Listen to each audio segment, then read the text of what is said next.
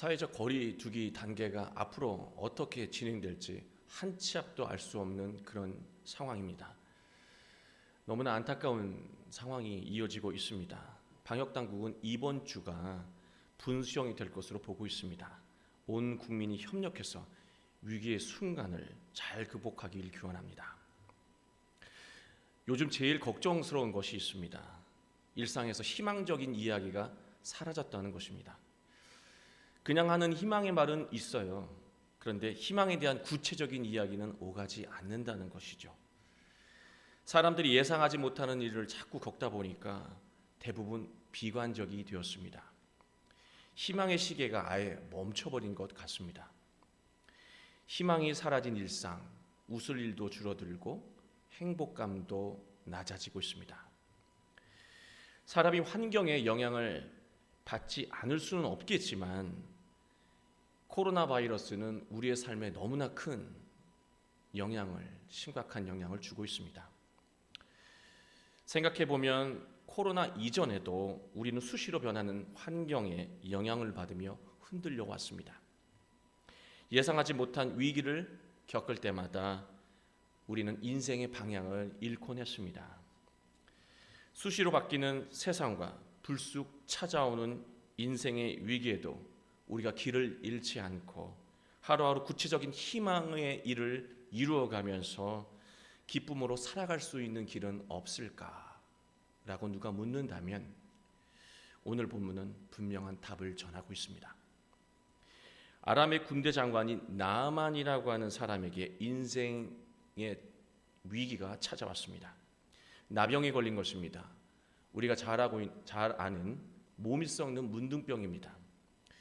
나아만은 갑자기 찾아온 나병 때문에 희망의 시간이 멈춰버렸습니다.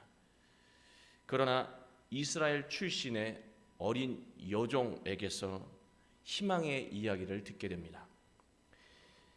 이스라엘에 있는 사마리아 지역에 선지자 한 분이 계신데 그 선지자가 주인의 나병을 고칠 수 있습니다라는 말이었습니다. 나아만은 정말로 지푸라기로 잡는 그런 심정으로 모든 상황을 아람 왕에게 고했습니다. 그리고 아람 왕은 친서를 써서 많은 선물과 함께 나아만을 이스라엘로 보냅니다. 나아만이 치유되는 과정은 여러분이 잘 아시는 대로 순탄치 않습니다. 엘리사에게 처방을 받았지만 따르지 않습니다. 모든 과정이 못마땅했기 때문입니다. 내가 아람의 군대 장관인데 얼굴도 내밀지 않고 사원만 시켜서 처방을 전하는 엘리사의 처사도 괘씸하고 개천 같은 요단강에서 7번 몸을 씻으라는 엘리야의 처방도 미덥지 못했던 것입니다. 나아만은 화가 나서 아람으로 돌아가 버렸습니다. 그러나 이 사실을 안 어린 요종이 나아만이 겸손한 마음으로 자신을 돌아보도록 설득했고 엘리사의 말씀에 순종하도록 이끌었습니다.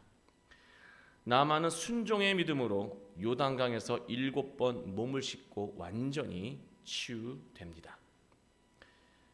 갑작스럽게 찾아온 인생의 위기는 자기 고집과 자기 판단을 비우고 겸손히 하나님의 말씀에 순종할 때 극복할 수 있음을 성경은 우리에게 전하고 있습니다.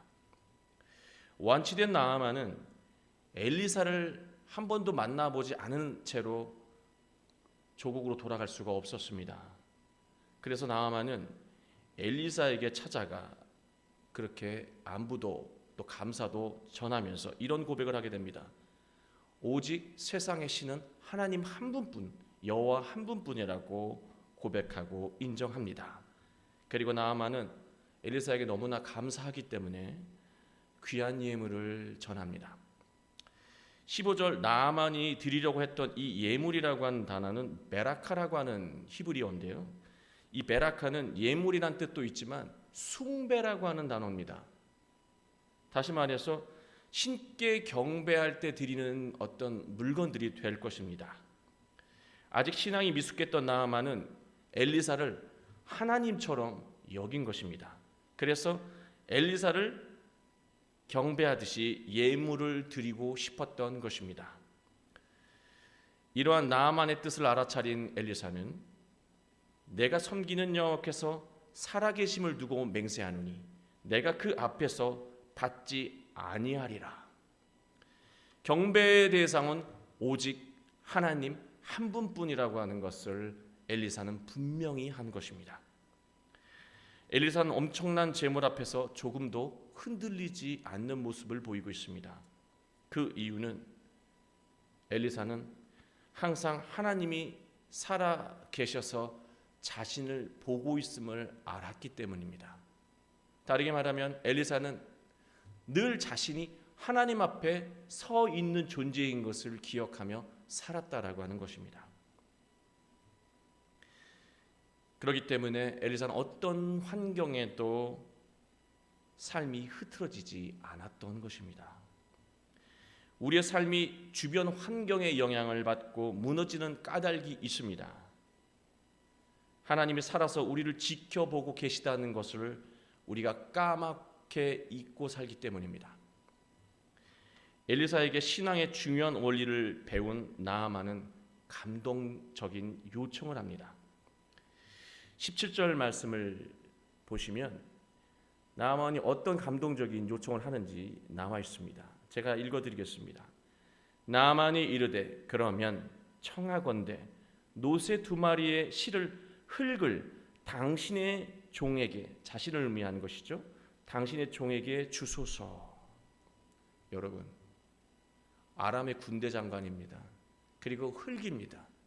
흙이 필요했다면 자기 종들, 수하들을 시켜서 흙을 좀 자루에 담아라, 노새에 실어라, 그렇게 하면 되는 거예요. 그런데 왜 굳이 번거롭게 선지자에게 흙을 달라고 그렇게 요청했을까요? 그리고 흙을 어디에다 쓰려고 달라고 했을까요? 창세기에서 흙은 매우 중요한 의미로 설명되고 있습니다. 사람은 바로 흙에서 태어난 존재입니다. 흙은 사람이 태어난 고향을 상징합니다. 나아만이 태어난 고향은 분명 아람이라고 하는 나라입니다. 그러나 영적으로 새롭게 태어난 영적인 고향은 하나님의 나라 이스라엘이라고 하는 것입니다. 선지자가 주신 흙을 보면서, 이 이스라엘 땅의 흙을 보면서 내가 하나님에게서 태어난 것을 늘 명심하고 내 삶에 하나님이 항상 계신 것을 기억하며 살아가겠다는 신앙의 의지였던 것입니다. 이제부터 종이 번제물과 다른 희생 제사를 여호와 외 다른 신에게는 드리지 아니하고 다만 여호와께만 드리겠나이다. 나아만은 엘리사에게 올바른 신앙과 믿음을 배운 것이에요. 그런데 나아만에게는 한 가지 고민이 있었습니다. 부정할 수 없는 삶의 현실이 있었어요. 그는 늘 때가 되면 아람 왕과 함께 림몬 신당에 들어가서 우상 앞에서 몸을 굽히고 제사를 드려야 하는 그런 삶의 현실이 있었다는 것입니다. 여러분, 나만이 알았다라고 하는 이 나병은 아까 말씀드린 대로 몸이 썩는 문둥병입니다. 이 문둥병을 앓는 순간부터 사람들 앞에 나아갈 수가 없습니다. 우리는 모두 환경에 영향을 받는 문둥병자, 나병 환자가 아닐까 하는 생각을 해보았습니다. 우리는 배우자 때문에 속이 썩어 들어가고 자녀 때문에 속이 썩어 문드러집니다. 그리고 코로나 때문에 속이 썩고 일 때문에 걱정하고 동료 때문에 속이 상합니다. 그리고 벗어날 수 없는 이 엄연한 현실 속에서 지쳐만 가고 있습니다.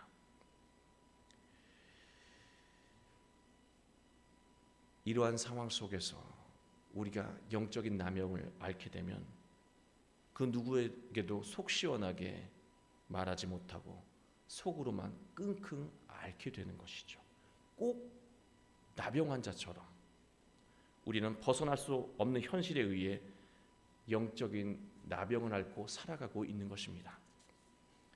나아만은 육적인 나병은 신앙으로 회복되었지만 벗어날 수 없는 이 불의한 현실로 인해 영적으로 고통을 받지는 않을까 걱정했던 것입니다. 그런 나아만에게 엘리사는 답을 줍니다. 평안히 가라는 말씀이었습니다. 평안히 가라. 자신의 이 걱정 때문에 용서도 구하고 또 앞으로 일어나게 될 일에 대해서 이렇게 심히 걱정하고 있는데 어떻게 하니 평안히 가라가 아니라 그냥 평안히 가라고 하는 거예요. 그러나 이 평안히 가라라고 하는 말에는 굉장히 중요한 의미가 담겨 있습니다. 이 샬롬이라고 하는 단어 여러분 잘 아시잖아요. 그냥 인간의 평안이 아니고요. 하나님이 함께 하시는 평안, 하나님이 주시는 평안을 말하는 단어입니다. 하나님이 함께 하시는 것을 믿는 사람은 현실을 부정하거나 피하지 않습니다.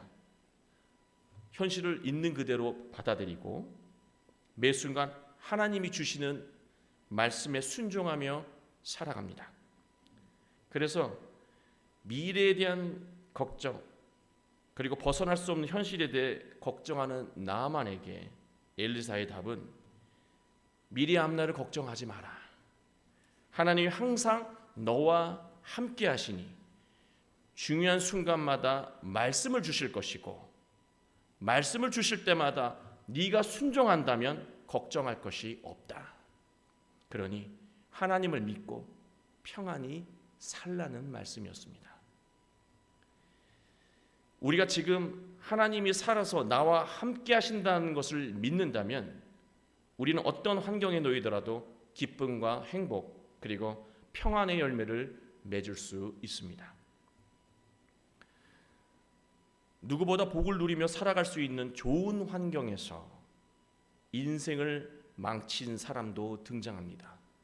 나아만과 정반대 현실과 상황에서 살아가는 것이죠. 너무 좋은 환경에서 살아가는데도 인생을 망치는 사람, 그는 바로 엘리사 선지자의 사환 게하시였습니다. 게하시는 하나님의 선지자 곁에서 살았어요. 그러니 하나님의 말씀도 너무 훌륭하게 배울 수 있었고요. 그리고 선지자의 영성도 배울 수 있었습니다. 그리고 하나님의 은혜를 늘 누리며 살 수 있는 그런 최적의 삶의 환경에서 살았던 자가 게하시였습니다. 그러나 게하시는 환경에 영향을 받는 사람이었어요. 그래서 병들고 맙니다. 게하시는 엘리사가 거절한 나아만의 예물이 탐이 났습니다. 그 재물을 보자 게하시는 욕심이 생겼고 그의 삶은 그 순간부터 흐트러졌습니다. 20절을 보면 게하시가 황당한 신앙 고백을 하고 있는 것을 우리가 볼 수 있습니다. 20절 보실까요? 얼마나 황당한 신앙의 고백을 하고 있는지 제가 읽어드리겠습니다. 하나님의 사람 엘리사의 사환 게하시가 스스로 이르되 내 주인이 이 아람 사람 나아만에게 면하여 주고 그가 가지고 온 것을 그의 손에서 받지 아니하였도다. 여호와께서 살아계심을 두고 맹세하노니 내가 그를 쫓아가서 무엇이든지 그에게서 받으리라. 자기 욕심을 신앙으로 혼돈하고 있습니다. 우리가 신앙생활을 하는데도 환경에 영향을 받고 무너지는 이유가 있습니다. 하나님께 욕심을 구하면서 그것을 믿음이라고 착각하기 때문입니다. 정말로 하나님이 자기 인생 속에서 살아계시다는 것을 깨달았다면 우상에게 하듯이 하나님 앞에서 욕심을 구할 수는 없다는 것입니다. 자신은 하나님을 따른다고 생각하지만 실제로는 우상을 섬기고 있는 것입니다. 게하시는 나아만을 쫓아가서 만났습니다. 그러자 자신을 쫓아온 게하시를 보고 나아만이 독특한 인사를 전합니다. 보실까요? 21절. 평안이냐라고 물어봐요. 게하시를 보고요. 평안이냐. 이 평안이냐, 평안이 가라. 이 말은 누구한테 배웠던 말씀입니까? 엘리사에게 배웠던 말씀이에요. 늘 하나님과 함께하며 살아가면 근심 걱정할 필요 없다. 그때마다 하나님이 늘 너에게 귀한 말씀을 주시고 그 말씀에 순종하면 네 인생은 편안한 것이다 라는 그 말씀 아닙니까? 그는 이 순간 속에서도 그 말씀을 가슴에 새기고 살아가기 위해서 애쓰고 있어요. 그 평안의 인사를 게하시에게 전하고 있습니다. 이 속 깊은 인사였던 거예요. 그런데 게하시가 뭐라고 합니까? 평안합니다. 저는 이 말씀 전하면서 우리가 서로 주의 평안을 기원합니다 이렇게 인사하잖아요. 속으로는 근심 걱정 때문에 평안하지 않으면서 평안하십니까? 이렇게 얘기하는 것과 똑같다는 생각이 들었어요. 평안하지 않으니까 평안하대요. 인사의 의미도 모르고 대답하고 있는 것이죠. 게하시는 여전히 욕심과 신앙을 혼돈하고 있었습니다. 그리고 마치 엘리사가 말한 것처럼 거짓말을 나아만에게 늘어놓았습니다. 선지자의 제자 중에 두 청년이 에브라임 산지에서 왔다는 거예요. 그런 일도 없는데요. 왔다는 거예요. 그러니 그 청년들에게 좀 주게, 나누어 주게 은 1달란트와 2벌의 옷을 달라는 거예요.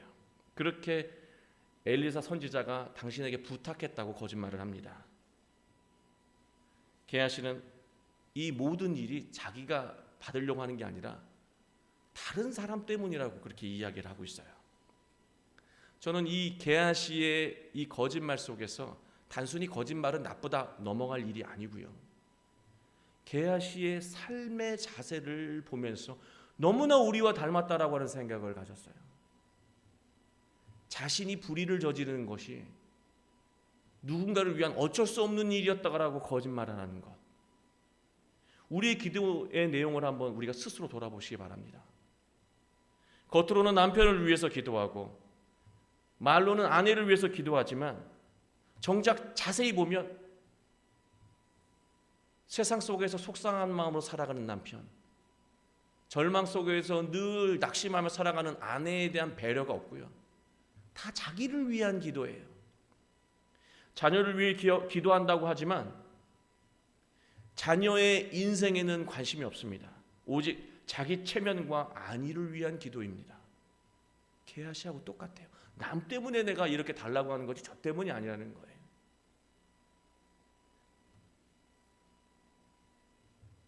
이 모습 속에서 묘한 대조를 보게 됩니다.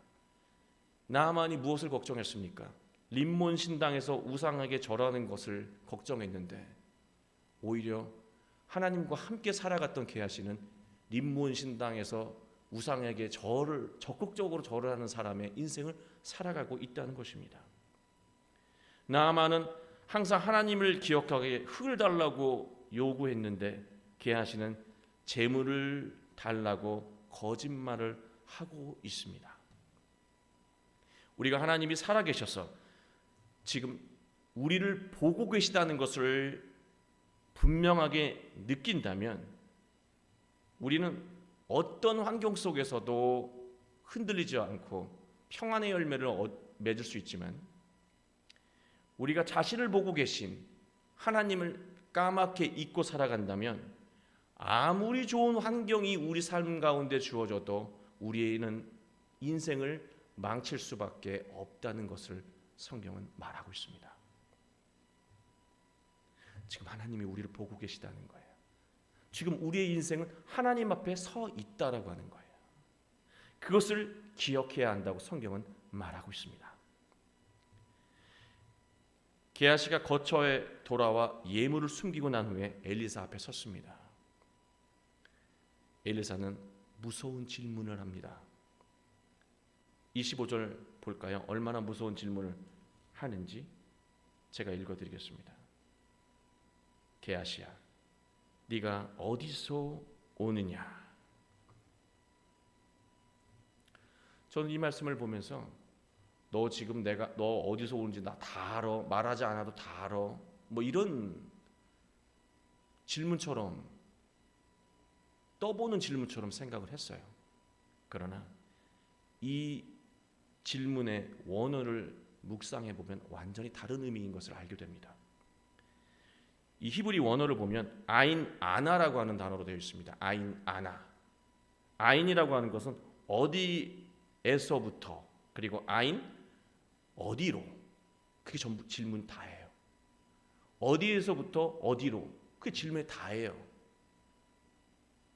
너는 어디에서 와서 어디로 가고 있느냐,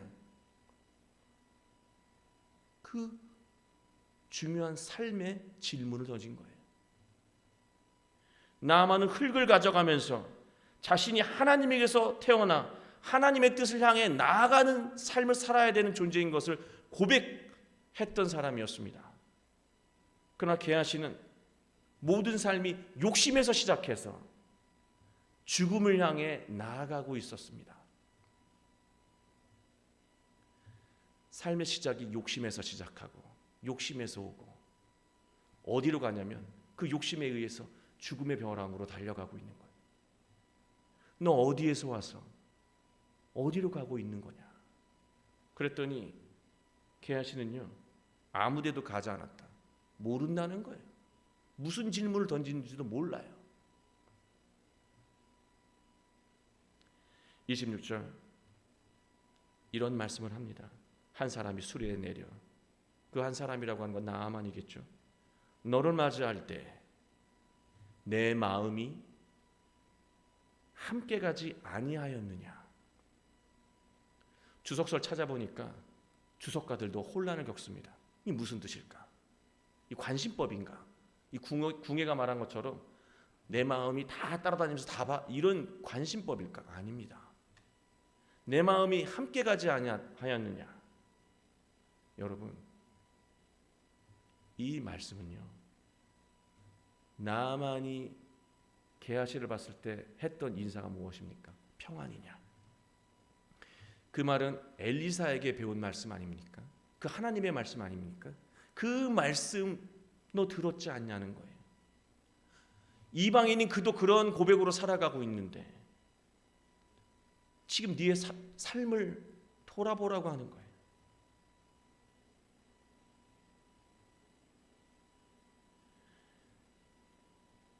게하시는 선지자 곁에 살아가면서도 하나님의 말씀이 아니라 욕심에서 시작해서 죽음을 향해 달려가는 불행한 인생을 살았습니다. 그리고 27절 나만의 나병이 내게 들어 내 자손에게 미쳐 영원토록 이르리라. 저는 이 말씀이요, 좀 모질다. 사환에게 너무 모질다. 저주까지 할 필요 있는가? 저주한 내용이 아니었어요. 실수 하나 한 걸 가지고 저주한 내용이 아니었어요. 나만의 나병이 내게 들어 내 자손에게 미쳐 영원토록 이르리라. 여러분, 게하시가 뭐라고 고백했습니까? 20절에 여호와께서 살아계심을 두고 맹세하노니 내가 그를 쫓아가서 무엇이든지 그에게서 받으리라. 재물을 받은 게 아니라요, 나만의 나병을 받은 거예요. 네 믿음대로 너의 그 잘못된 믿음의 결과를 그대로 받는다라고 하는 거예요. 나만의 것이라면 무엇이든지 받는다 그랬지. 그래? 그러면 나병이 임할 거야. 저주한 게 아니에요. 사람은 자기 믿음대로 인생의 열매를 걷게 됩니다. 우리는 어떤 믿음으로 살아갑니까? 림몬신당에서 우상을 숭배하듯이 자기 욕심을, 하나님 두려운 줄 모르고 하나님 살아계신 줄 모르고 우리 바라고 있습니까? 그렇다면 우리는 욕심으로 가득한 세상에, 그 환경 속에 늘 우리는 흔들릴 수밖에 없고 우리의 삶은 무너질 수밖에 없습니다. 그리고 위기가 찾아올 때마다 우리는 낙심할 수밖에 없는 거예요. 우리는 변덕이 심한 세상에서 수시로 길을 잃으며 살아가고 있습니다. 예상하지 않은 위기를 만나며 좌절하고 있습니다. 그러나 나의 생각과 마음이 하나님의 말씀으로 시작하고 하나님의 뜻을 향해 나아간다면, 그리고 매 순간 내가 하나님을 기억하며 내가 하나님 앞에 살아가고 있다는 것을 우리가 잊지 않는다면, 우리는 그 어떤 환경 속에서도 흐트러지지 않는 놀라운 능력을 드러내는 복된 인생을 살아갈 수 있습니다. 개아시가 아니라 나만으로 살아야 합니다. 환경이 어려워요. 피할 수도 없어요.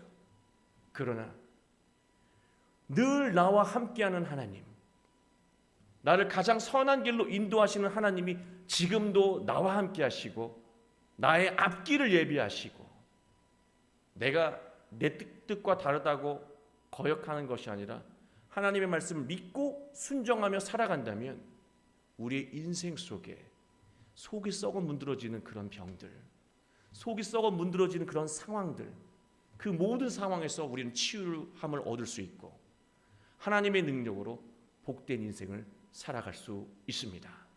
한 주간 나만과 같은 믿음으로 복된 삶을 살아가는 자, 내가 어디에서 와서 어디로 가야 하는지, 어떤 마음에서 시작해서 어떤 삶을 향해 나아가야 하는지 분명히 알고 은혜를 누리는 여러분의 한 주가 되시길 주님의 이름으로 축원합니다.